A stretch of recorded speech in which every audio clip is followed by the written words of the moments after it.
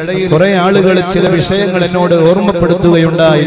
ഉസ്താദേ, മദനിയം സദസ്സിനെ കുറിച്ചൊക്കെ സോഷ്യൽ മീഡിയകളിലൂടെ പല അപവാദങ്ങളും വരികയാണ്. ഉസ്താദ് സദസ്സിൽ വെച്ച് മറുപടി പറയണം. സുബ്ഹാനല്ലാഹ്, അത് കേട്ടപ്പോൾ എന്റെ മനസ്സ് വല്ലാതെ വേദനിച്ചു പോയി. പ്രിയപ്പെട്ട മുഅ്മിനീങ്ങളെ, നമ്മൾ എന്തിനാണ് നോമ്പ് നോക്കിയത്? നമ്മൾ ആരുടെയെങ്കിലും മനസ്സ് വേദനിപ്പിക്കുവാനാണോ നമ്മൾ നോമ്പ് നോറ്റത്? ഒരിക്കലും ഈ മജ്ലിസ് അങ്ങനെയുള്ള ഒരു മജ്ലിസ് അല്ല. നമ്മളെ കുറിച്ച് ഈ മദനീയ മജ്ലിസിൽ എന്താണ് നടക്കുന്നത്?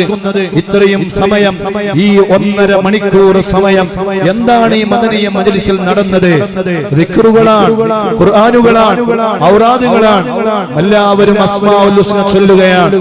പവിത്രമായ സമയം ലോകത്തിന്റെ വ്യത്യസ്തങ്ങളായ ദിക്കുകളിലിരുന്ന് അല്ലാഹുവിന്റെ ഖുർആനും ദിക്റുകളും സ്വലാത്തുകളും നന്മകളും പറയുകയാണ്, ചെല്ലുകയാണ്.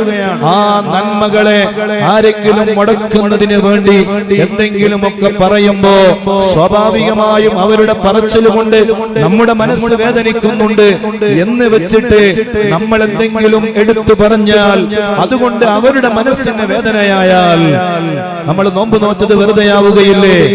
നമ്മൾ ആരുടെയെങ്കിലും മനസ്സ് വേദനിപ്പിക്കുവാനാണോ നോമ്പ് നോറ്റത്?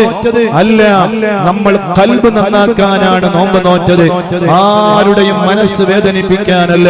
നമ്മൾ എന്തെങ്കിലും ഈ സദസ്സിൽ വെച്ച് പറഞ്ഞിട്ട് അത് കാരണം അവരുടെ മനസ്സിന് വേദന സംഭവിച്ചു പോയാൽ ആ വേദന ആര് തീർത്തു കൊടുക്കും? അതിനാണോ നമ്മൾ നോമ്പ് നോറ്റത്? അതിനാണോ നമ്മൾ മദനീയ മജ്ലിസ് സംഘടിപ്പിച്ചത്? അല്ല, അല്ല.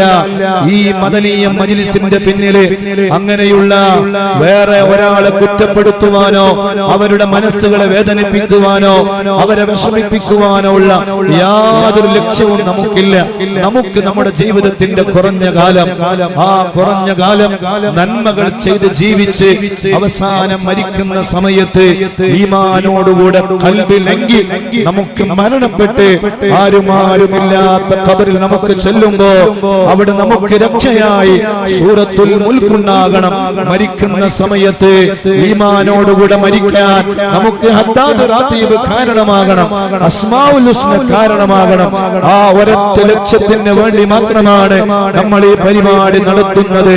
അല്ലാതെ വേറൊരാളെയും വേദനിപ്പിക്കുവാൻ ഈ പരിപാടി ഒരിക്കലും നമ്മൾ ഉപയോഗപ്പെടുത്തുകയില്ല. അങ്ങനെ ഒരു നീക്കം നമ്മുടെ ഭാഗത്തുനിന്ന് ഉണ്ടാവുകയില്ല.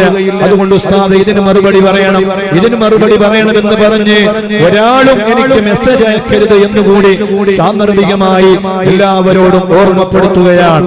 അല്ലാഹു സുബ്ഹാനഹു വ തആല നമ്മൾ ചെയ്യുന്ന പ്രവർത്തനങ്ങളെല്ലാം അല്ലാഹു ആഖിറത്തിലേക്ക് ഉപകരിക്കുന്ന വലിയ ഖൈറിന്റെ പ്രവർത്തനങ്ങളായി അല്ലാഹുവേ സാധുക്കളായ ഞങ്ങളിൽ നിന്ന് നീ സ്വീകരിക്കണേ അല്ലാഹ്.